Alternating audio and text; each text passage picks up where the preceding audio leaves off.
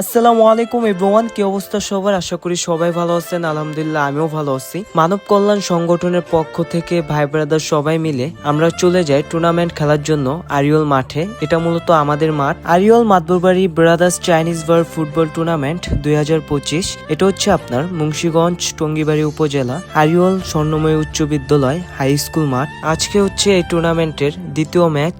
আজকে মূলত আমাদের খেলা ছিল মানব কল্যাণ সংগঠন একাদশ বনাম কুর্মিরা একাদশের সাথে। আমাদের টিমের ক্যাপ্টেন হচ্ছে সাফায়েত ভাই। মূলত এইখানে রতন স্যার কিছু গুরুত্বপূর্ণ কথা বলতেছে খেলার বিষয়ে, এবং এইখানে কমিটি এবং দুই টিমের প্লেয়ার রয়েছে। সবাই কিছুক্ষণের মধ্যে আমাদের খেলাটি শুরু হয়ে যাবে। আশা করি আজকের খেলাটি আপনাদের ভালো লাগবে। আজকের খেলার সময় হচ্ছে আপনার 25-50 মিনিট এবং 5 মিনিট লস টাইম। এইখানে আমাদের টিমের সব ভাই ব্রাদার রয়েছে, আপনারা দেখতে পাচ্ছেন। খেলা শুরু হওয়ার আগে মূলত আমরা দোয়াটি পড়ে নিচ্ছি এবং খেলার বিষয়ে কিছু কথা বলতেছি এইখানে। তো আপনারা সবাই দোয়া করবেন যেন আজকের ম্যাচটি আমরা জিততে পারি। এখন আমাদের প্রথম হাফের খেলাটি শুরু হয়ে গিয়েছে, আপনারা দেখতে পাচ্ছেন। এই টুর্নামেন্টে খেলতে পারবে 7 জন করে প্লেয়ার এবং অতিরিক্ত 3 জন 4 জন প্লেয়ার হায়ারে খেলতে পারবে, এবং প্রতি ওয়ার্ডে 3 জন করে প্লেয়ার এলাকার খেলতে হবে।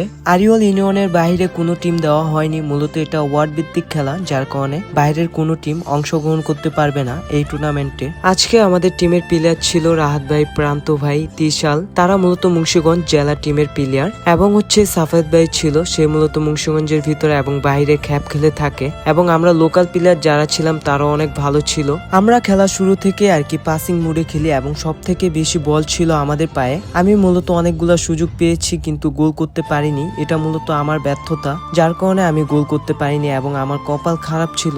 আমি চেষ্টা করেছি গোল করার, কপাল খারাপ থাকলে আসলে কিছু করার থাকে না। এবং এলাকার সবাই ভরসা করেছিল আমার উপরে, কিন্তু তাদের কথা আমি রাখতে পারিনি। এজন্য সবার কাছে আমি দুঃখিত। সবাই দোয়া করবেন যেন আমি সামনের ম্যাচগুলোতে ভালো পারফরমেন্স করতে পারি। এখানে মূলত আমাদের প্রথম হাফের খেলাটি শেষ হয়ে গেল। প্রথম হাফে দোনো টিমের স্কোর হচ্ছে 0-0। আমরা অনেকগুলো সুযোগ পেয়েছিলাম কিন্তু প্রথম হাফে কাজে লাগাতে পারিনি। এখন দেখতে পাচ্ছেন দ্বিতীয় হাফের খেলা। আজকে খেলা শুরু থেকে শেষ পর্যন্ত সব থেকে বেশি বল ছিল আমাদের পায়ে। 100%-এর মধ্যে 90% বলই ছিল আমাদের পায়ে। তারা 2-3টা সুযোগ পেয়েছিল কিন্তু আমাদের গোলরক্ষক ছোট ভাই জুবায়ের, সে মূলত অসাধারণ 3টা সেভ দিয়েছে, যার কারণে তারা গোল করতে পারেনি। এখন আমি উঠে যাচ্ছি, আমার বদলে নামতেছে ছোট ভাই নাইম। নাইম মূলত আমাদের এলাকার প্লেয়ার। নাইম আজকের ম্যাচে অসাধারণ খেলেছে এবং অসাধারণ অনেকগুলো পাস দিয়েছে। আমাদের টিমের প্লেয়ার অনেক স্ট্রং ছিল এবং আমাদের লোকাল প্লেয়ারও ভালো ছিল। আমরা অনেকগুলো সুযোগ পেয়েছি কিন্তু গোল করতে পারিনি, কারণ আমাদের কপাল খারাপ ছিল, যার কারণে পুরো ম্যাচে আমরা কোনো গোল করতে পারিনি। এবং আমাদের এগেনস্টের টিমের যারা ছিল তারাও কোনো গোল করতে পারিনি, যার কারণে খেলাটি চলে যায় টাই ব্রেকারে। তো প্রথম শটটি নেওয়ার জন্য আমাদের টিমের ক্যাপ্টেন সাফায়েত ভাই যায় মূলত পেনাল্টি মারার জন্য। আর এখানে দর্শকদের দেখতে পাচ্ছেন এবং এলাকার ভাই ব্রাদার সবাই রয়েছে।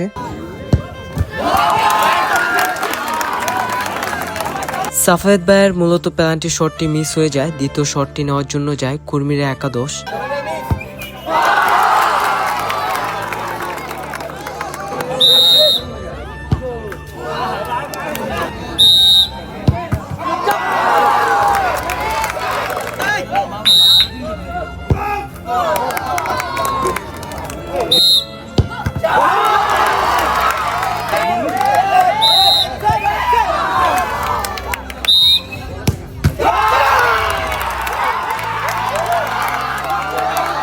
আমাদের লাক এতটাই খারাপ ছিল, ভালো খেলার পরও ম্যাচটি আমরা জিততে পারিনি। আপনারা সবাই দোয়া করবেন যেন আমরা সামনের ম্যাচগুলোতে ভালো খেলতে পারি। ভিডিওটা ভালো লাগলে অবশ্যই শেয়ার করে দিবেন, অন্যদের দেখার সুযোগ করে দিবেন। সবাই ভালো থাকবেন, সুস্থ থাকবেন। ইনশাল্লাহ আপনাদের সাথে নতুন কোনো ভিডিওতে দেখা হবে।